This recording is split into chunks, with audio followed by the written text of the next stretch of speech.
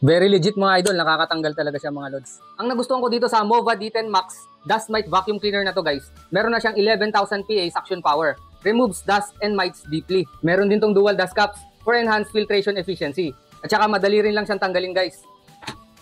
At saka linisan.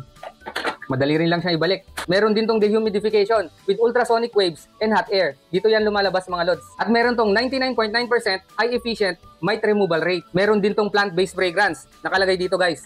To attract and eliminate mites. Meron din tong 42,000 BPM or beats per minute patting for in-depth mite control. Efficient dust collection and filtration. The multi-layered filtration block dust and mites, reducing air release for a cleaner, fresher indoor environment. UV technology for mite mitigation.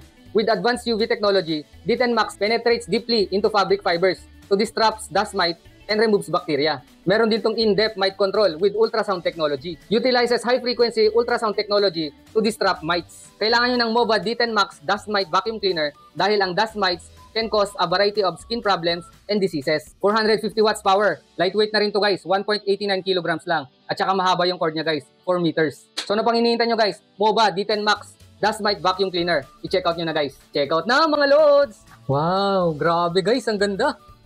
Ang laki mga lods oh! Ayan, color white tong kinuha ko guys. High quality mga lods oh! Oh! Grabe! Umiilaw yung apat na yan guys kapag naka-on. Ayan, wala pang laman mga lods. Malinis.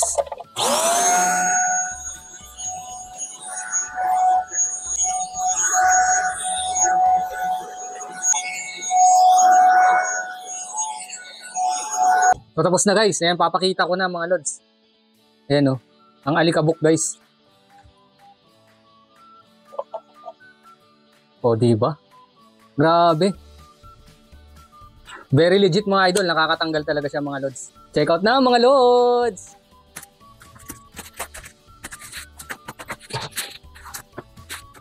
Mova Mite Remover D10 Max. Okay, open na natin guys.